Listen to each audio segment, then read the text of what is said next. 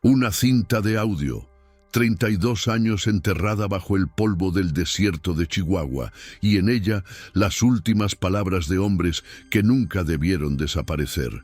Esto no es ficción. Esto es lo que el gobierno mexicano intentó borrar para siempre. Marzo de 1991. La base militar de operaciones especiales Sierra Azul, ubicada a 80 kilómetros al noroeste de la ciudad de Chihuahua, era uno de los secretos mejor guardados del ejército mexicano.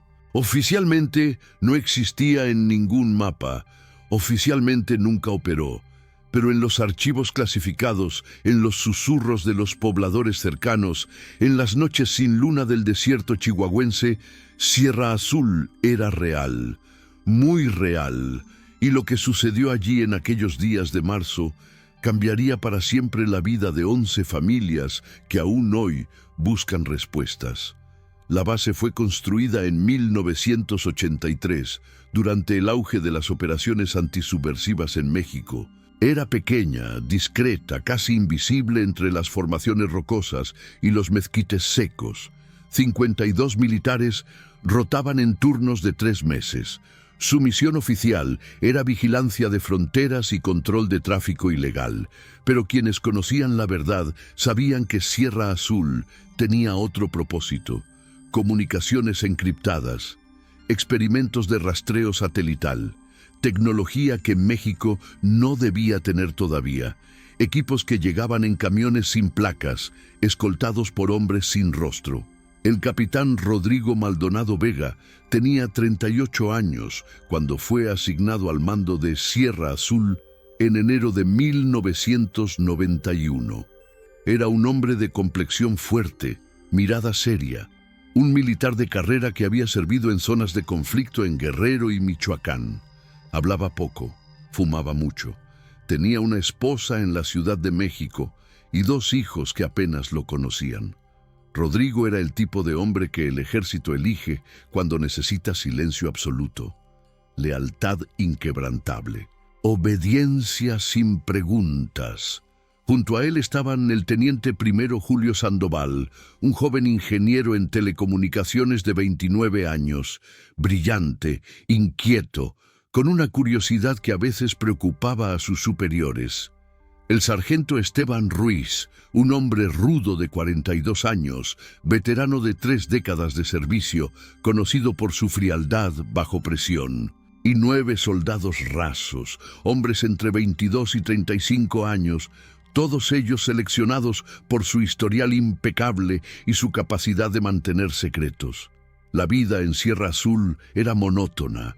Rutinas militares estrictas, guardias de 12 horas, comida enlatada, silencio de radio casi absoluto, excepto por transmisiones codificadas cada 72 horas. Los hombres jugaban dominó en las noches, leían revistas viejas, fumaban bajo las estrellas del desierto, contaban los días para volver a casa. Pero en la primera semana de marzo de 1991, algo cambió. Los soldados comenzaron a reportar interferencias en las comunicaciones, ruidos extraños en las frecuencias de radio, zumbidos que no deberían estar ahí. El teniente Sandoval pasaba horas frente a los equipos, ajustando antenas, revisando cables, tratando de encontrar la fuente. No había tormentas solares reportadas, no había ejercicios militares cercanos, no había explicación lógica. El 12 de marzo, un convoy no programado llegó a Sierra Azul, 3 camiones militares, 15 hombres con uniformes sin insignias, un coronel cuyo nombre nunca fue registrado. Traían cajas selladas, equipos que los soldados de la base no reconocieron. Se instalaron en el edificio principal, en una sección que fue declarada zona restringida. Ni siquiera el capitán Maldonado tenía autorización para entrar. Los hombres del convoy permanecieron 6 días. Trabajaban de noche. Las luces del edificio principal permanecían encendidas hasta el amanecer. Se escuchaban sonidos mecánicos, golpes metálicos, voces alteradas. Los soldados regulares de Sierra Azul fueron confinados a sus barracas después de las 20 horas. Las patrullas perimetrales fueron suspendidas. El silencio de radio se volvió absoluto. Y entonces, la madrugada del 19 de marzo, el convoy se fue. Sin despedidas, sin explicaciones. Dejaron atrás 2 de las cajas selladas y una atmósfera de tensión que podía cortarse con cuchillo. El capitán Maldonado estaba pálido, nervioso, fumaba un cigarrillo tras otro. El teniente Sandoval había perdido el sueño, tenía ojeras profundas, las manos le temblaban cuando manejaba los controles de radio. Esa misma noche comenzaron los sonidos. No eran interferencias, no eran fallas técnicas, eran voces. Voces que susurraban en frecuencias que no deberían tener voces, palabras en español, palabras en un idioma que nadie reconocía, y una frase que se repetía una y otra vez en medio de la estática. No abran la puerta, no dejen que salga. Los soldados estaban asustados, algunos hablaban de desertar, otros rezaban en silencio. El sargento Ruiz intentaba mantener el orden, pero incluso él, el veterano imperturbable, comenzaba a mostrar signos de miedo, porque las voces no venían de las radios, venían de los muros, del techo, del suelo de concreto del edificio principal. El 21 de marzo, el capitán Maldonado tomó una decisión. Llamó a sus hombres y les dijo que iban a documentar todo lo que estaba sucediendo, que si algo les pasaba, si desaparecían, si los silenciaban, necesitaban dejar evidencia. El teniente Sandoval conectó una grabadora de carrete a carrete al sistema de audio de la base. Comenzó a grabar todo, cada sonido, cada voz, cada palabra susurrada en la oscuridad. Durante 3 días grabaron, llenaron 6 cintas de 60 minutos. Documentaron las anomalías, las voces, los eventos inexplicables que ocurrían dentro de la base. Y el 24 de marzo de 1991, el capitán Maldonado enterró las cintas en un contenedor metálico hermético, a 200 metros al este del perímetro de la base, bajo una formación rocosa con forma de águila que solo los soldados de Sierra Azul conocían. 2 días después, la base militar Sierra Azul dejó de transmitir. El silencio fue absoluto. Cuando las autoridades llegaron, encontraron la base vacía. 11 hombres habían desaparecido sin dejar rastro. No había signos de lucha. No había sangre, no había cuerpos. Los vehículos militares estaban estacionados en perfecto orden. Las armas seguían en la armería. La comida aún estaba en las mesas del comedor, como si los hombres hubieran desaparecido en medio de una cena ordinaria. La investigación oficial duró 3 semanas. Concluyó que los soldados habían abandonado su puesto. Deserción colectiva. Caso cerrado. Las familias nunca recibieron cuerpos, nunca recibieron explicaciones, solo recibieron cheques de compensación y advertencias de no hablar con la prensa. Sierra Azul fue sellada, declarada zona militar restringida, olvidada. Pero 32 años después, en abril de 2023, un grupo de exploradores urbanos que documentaban bases militares abandonadas en el norte de México llegó a Sierra Azul. Y uno de ellos, un joven de 26 años, llamado Daniel Ochoa, encontró algo bajo la roca con forma de águila, un contenedor metálico, oxidado pero intacto, y dentro 6 cintas de audio que habían esperado más de 3 décadas para ser escuchadas. Si esta historia te está atrapando, suscríbete a Ecos del Silencio, porque lo que viene te va a dejar sin aliento. Y si logramos descubrir más sobre lo que realmente pasó en Sierra Azul, lo publicaremos aquí primero. Daniel Ochoa no era militar, no era investigador. Era un diseñador gráfico de Monterrey que en sus tiempos libres exploraba lugares abandonados con una cámara y un dron. Su canal de YouTube tenía 30.000 suscriptores que seguían sus aventuras en fábricas olvidadas, hospitales psiquiátricos vacíos, pueblos fantasma del norte. Sierra Azul apareció en su radar cuando un seguidor le envió coordenadas con una nota. Lugar que oficialmente no existe. Cuidado con lo que encuentres. Daniel llegó a la base con 2 amigos, Sofía y Mario, una tarde de abril. El lugar era exactamente como lo describían los rumores. Edificios de concreto erosionados por décadas de viento y arena. Puertas de metal medio abiertas, oxidadas hasta el hueso. Ventanas sin vidrios que miraban como cuencas vacías hacia el desierto. Había algo profundamente perturbador en Sierra Azul.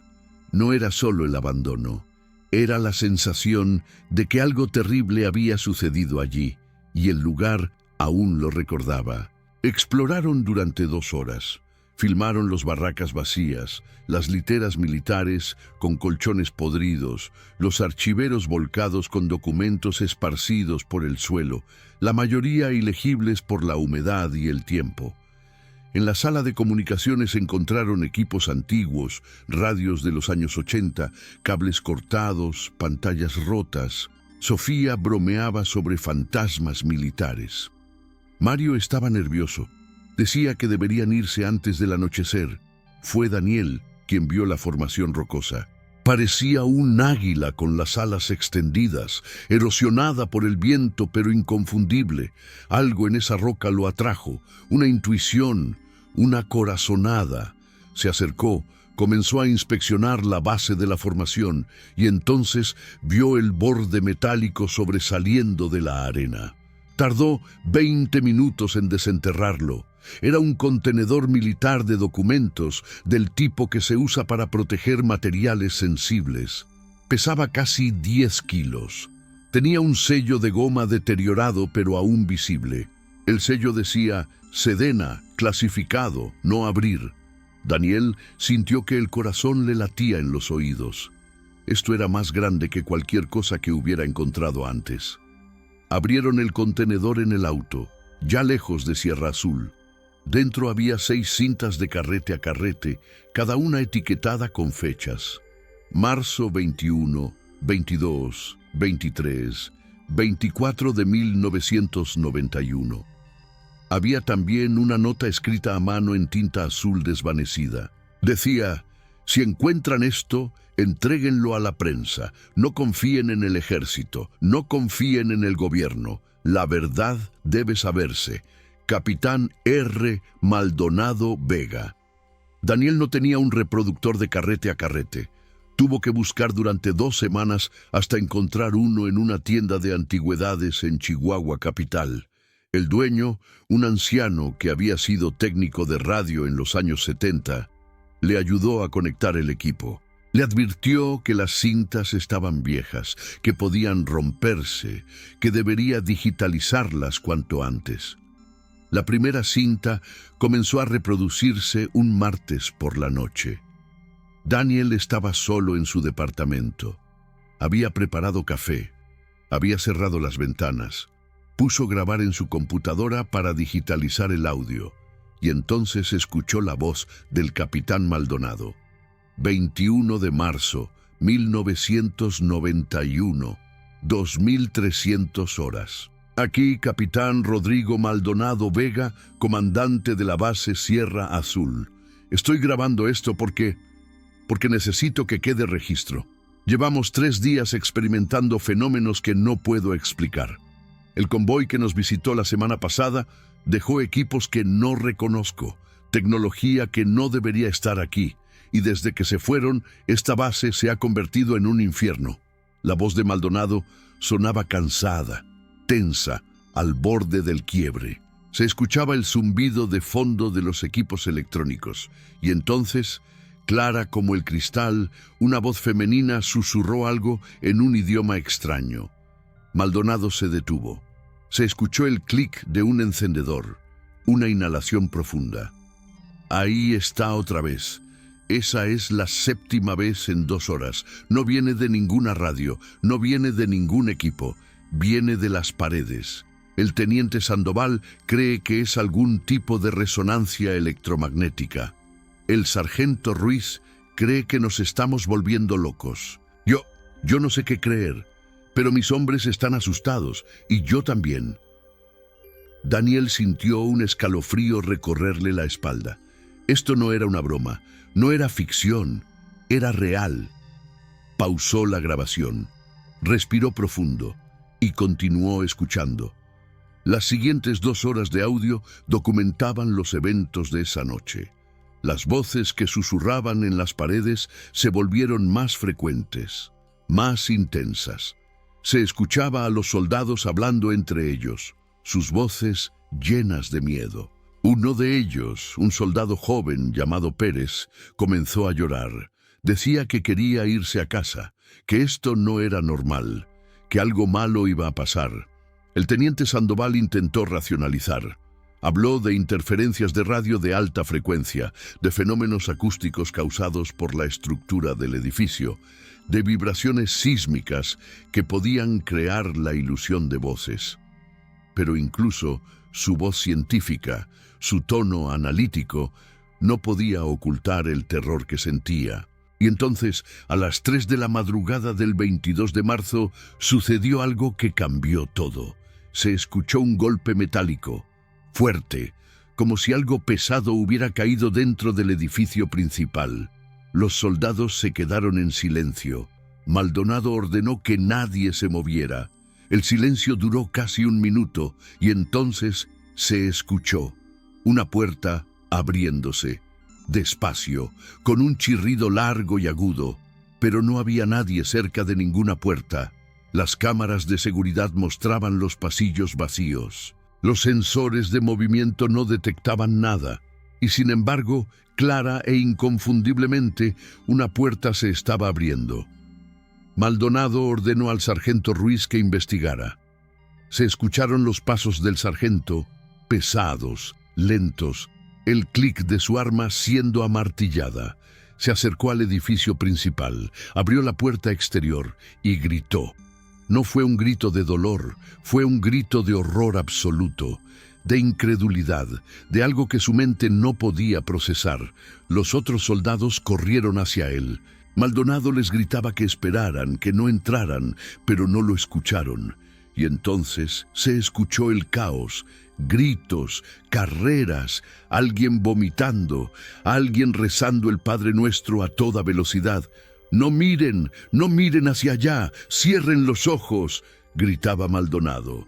Pero era tarde, sus hombres ya habían visto, y lo que habían visto los había roto. La grabación continuó durante 20 minutos más.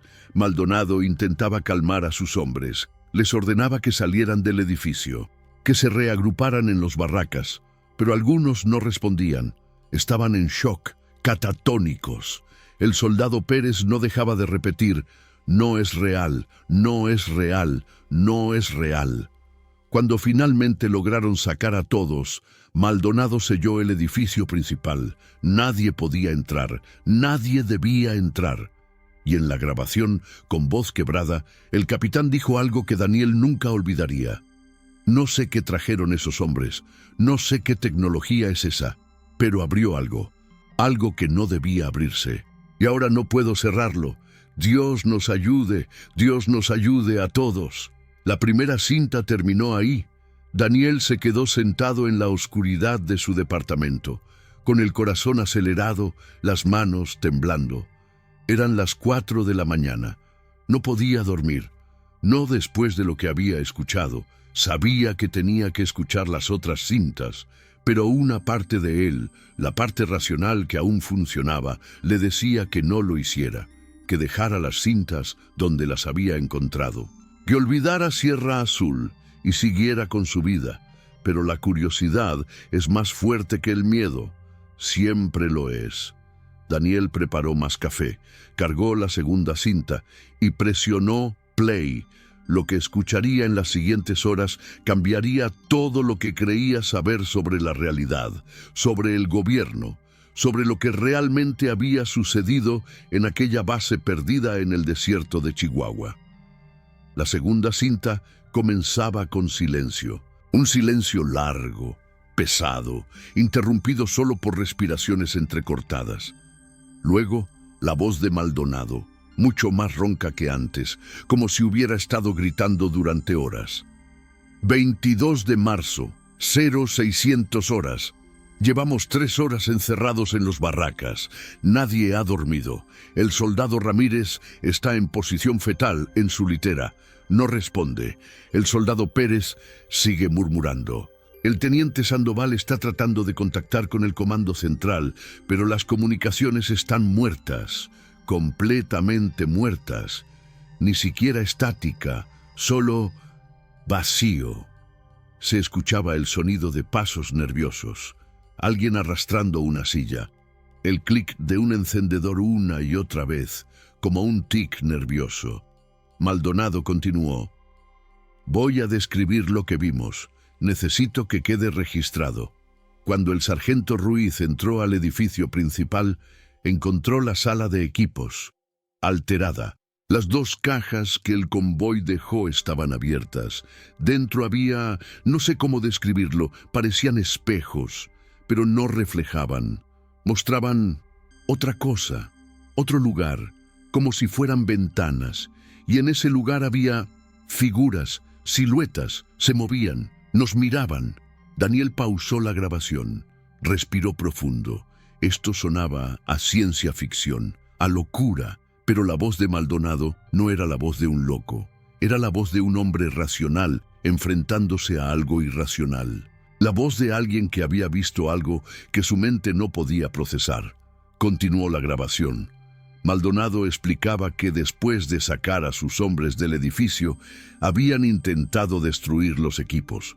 Dispararon contra los espejos, pero las balas no los tocaron. Atravesaban el aire y se estrellaban contra las paredes de atrás, como si los espejos no estuvieran ahí, como si fueran hologramas, pero se podían tocar. Eran sólidos. El sargento Ruiz había puesto su mano sobre uno y lo describió como vidrio frío, pero que vibra, que late como si estuviera vivo. El teniente Sandoval había tomado medidas. Temperaturas anómalas alrededor de los equipos, campos electromagnéticos que no tenían sentido, radiación de bajo nivel que no debería estar ahí. Y luego había detectado algo más. Ondas de radio en una frecuencia que no existía en ningún manual. Una frecuencia que, según sus cálculos, estaba transmitiendo información. Millones de bits por segundo, pero información en un formato que ninguna computadora conocida podía leer. Es como si estuvieran comunicándose, dijo Sandoval en la grabación, su voz temblorosa. Como si esas cosas detrás de los espejos estuvieran enviando datos o recibiendo, no lo sé. Esto está muy por encima de mi comprensión. Esto es tecnología que no debería existir, que no puede existir. Las horas siguientes, documentadas en las cintas 2 y 3, mostraban el deterioro mental de los soldados.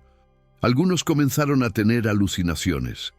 Veían sombras moviéndose en las esquinas. Escuchaban sus nombres siendo llamados por voces que reconocían. Voces de familiares muertos, de amigos de la infancia, de personas que no podían estar ahí. El soldado González juró haber visto a su hermano, muerto 5 años atrás en un accidente de tráfico, parado en la puerta de los barracas. Lo llamaba, le pedía que saliera, le decía que todo estaría bien si solo salía. González casi lo hizo, casi abrió la puerta. El sargento Ruiz tuvo que taclearlo, derribarlo al suelo, sostenerlo mientras gritaba y luchaba. Maldonado tomó la decisión de mantener a todos despiertos. No podían dormir. Los sueños eran peores. Los que lograban cerrar los ojos unos minutos despertaban gritando, con sangre saliendo de sus narices, hablando de lugares sin luz, de voces que prometían cosas terribles. El 23 de marzo a las 14 horas, algo cambió. Las voces en las paredes se detuvieron. El silencio fue absoluto.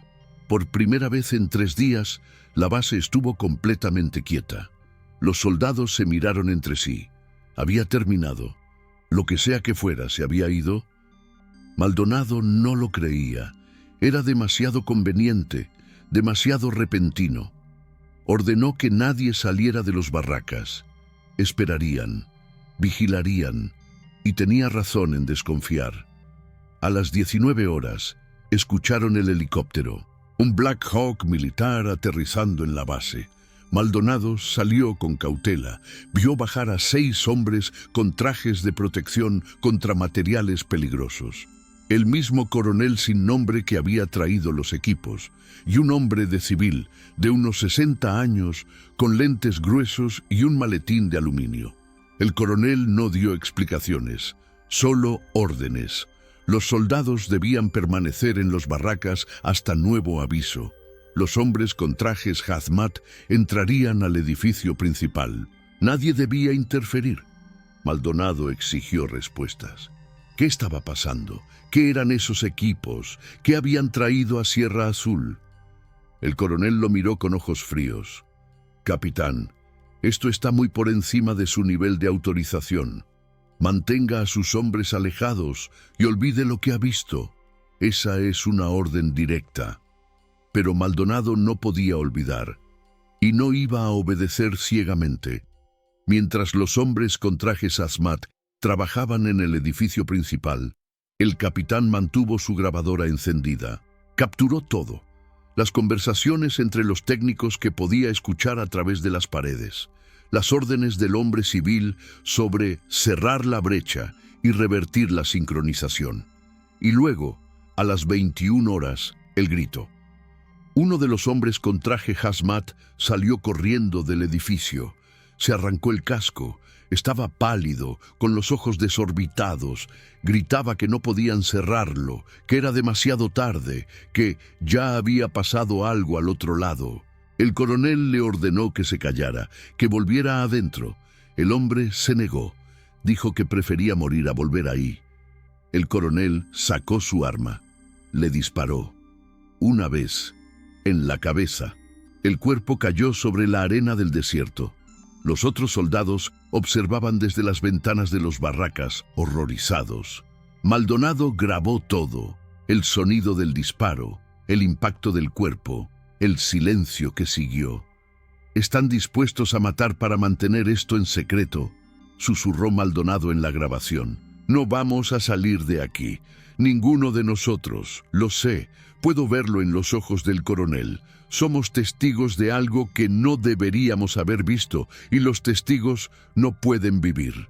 Esa noche, Maldonado tomó la decisión. Reunió a sus 11 hombres. Les dijo la verdad.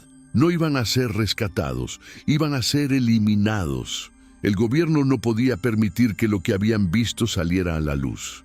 Tenían 2 opciones: intentar escapar, aunque probablemente los matarían antes de llegar a 10 kilómetros, o quedarse y enfrentar lo que viniera. El sargento Ruiz habló por todos. «Si vamos a morir, capitán, que sea aquí, que sea con honor, y que al menos alguien sepa la verdad de lo que pasó». Maldonado asintió. Enterró las cintas esa misma noche, las ocultó bajo la roca del Águila y preparó a sus hombres para el final. La 4ª cinta contenía las últimas 24 horas, y lo que Daniel escuchó lo dejó helado hasta los huesos. 24 de marzo, 0200 horas. La voz de Maldonado sonaba diferente, calmada, resignada, como la de un hombre que ha aceptado su destino. Si alguien encuentra estas grabaciones, necesitan saber esto.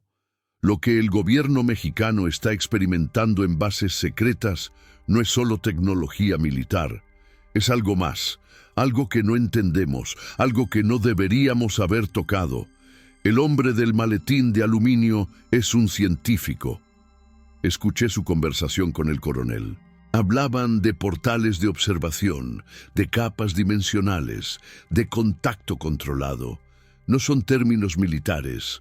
Son términos de física teórica, de ciencia ficción, pero están aquí, son reales, y han abierto algo que no pueden cerrar. Se escuchaba el viento del desierto golpeando contra las ventanas, el crujido de las estructuras metálicas de los barracas, y luego La voz del teniente Sandoval. «Capitán, los equipos están activos otra vez. Los espejos, puedo ver luces, movimiento. Algo está emergiendo». Su voz se quebró. «Dios mío, están cruzando hacia nuestro lado». Lo que siguió fue caos, gritos, disparos, órdenes contradictorias.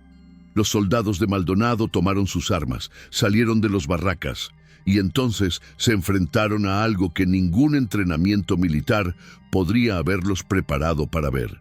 En la grabación, Maldonado describía lo indescriptible, figuras que no tenían forma definida, que cambiaban, que eran sólidas un momento y translúcidas al siguiente, se movían sin caminar, flotaban, y cuando se acercaban a los hombres del coronel, a los técnicos con trajes hazmat, algo terrible sucedía. «Se están fusionando», dijo Maldonado, su voz llena de horror. «Las figuras están tocando a los hombres y se están fusionando con ellos. Los hombres gritan, sus cuerpos se retuercen y luego se calman, pero ya no son ellos. Puedo verlo en sus ojos, ya no son humanos». Los soldados dispararon. Las balas atravesaban las figuras sin efecto. El sargento Ruiz lanzó una granada. La explosión no las tocó. Era como si existieran en un plano diferente de realidad. Podían interactuar con el mundo físico cuando querían, pero el mundo físico no podía dañarlas. El coronel, en un último acto de desesperación, ordenó la detonación del edificio principal. Había cargas explosivas preinstaladas, un protocolo de emergencia. El científico del maletín gritó que no, que la explosión podría expandir la brecha, hacer que el portal creciera en lugar de cerrarse. Pero el coronel no escuchó. La explosión iluminó el desierto. El edificio principal se desintegró en llamas y escombros, y por un momento hubo silencio. Las figuras se detuvieron. Los portales parpadearon. Tal vez funcionó. Tal vez la destrucción física cerró la conexión. Pero entonces el aire comenzó a vibrar. Se escuchó un sonido como un zumbido de baja frecuencia que hacía doler los huesos.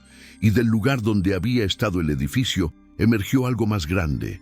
Algo que Maldonado solo podía describir como una grieta en el cielo, una herida en la realidad. Están saliendo, cientos, miles, el cielo está lleno de ellas, vuelan, se mueven como si el aire fuera agua y se dirigen hacia nosotros, hacia mis hombres. No hay escape, no hay forma de luchar, esto es el fin.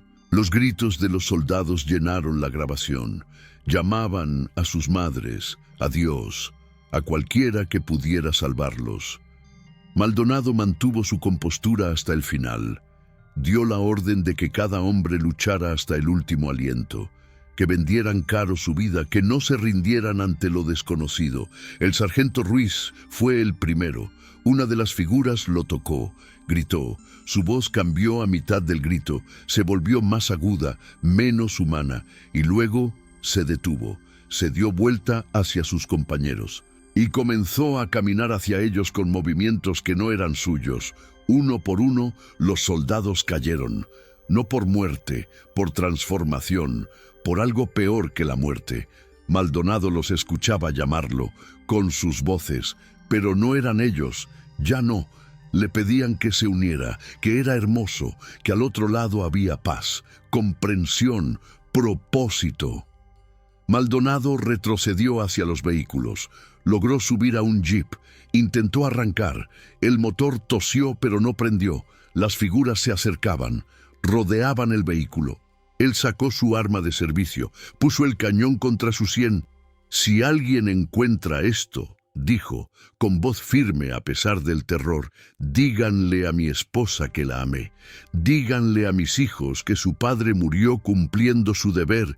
Y díganle al mundo que el gobierno mexicano abrió una puerta que nunca debió abrirse, que jugaron con fuerzas que no entienden y que todos pagaremos el precio». Se escuchó un clic. El arma estaba trabada. Maldonado maldijo. Intentó destrabarla, pero era tarde. Una de las figuras atravesó el metal del jeep como si no existiera. Tocó su hombro. Maldonado gritó, y entonces su grito cambió, se transformó, y una voz que era Maldonado pero no era Maldonado habló. Vemos, comprendemos, somos, crucemos juntos.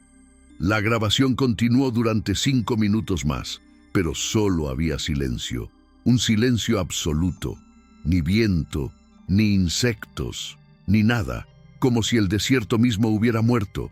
Y luego la cinta terminó. Daniel se quedó sentado en la oscuridad durante horas. No podía moverse, no podía procesar lo que había escuchado. Parte de él quería creer que era una elaborada broma, una ficción creada por soldados aburridos.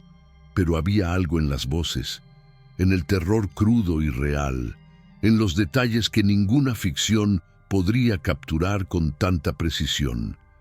Pasó semanas debatiendo qué hacer. Llevar las cintas a las autoridades, al ejército, pero Maldonado había advertido contra eso. A la prensa. Pero ¿quién le creería sin evidencia física? Las cintas podían ser descartadas como falsificaciones, y además había algo más, algo que Daniel no le había dicho a nadie.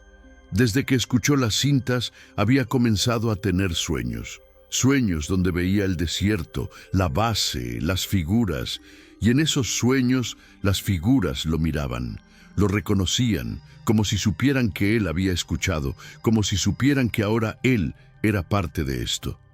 Finalmente, tomó la decisión de hacerlas públicas. Las subió a internet de forma anónima, a foros de conspiración, a sitios de fenómenos paranormales, a comunidades de ufología.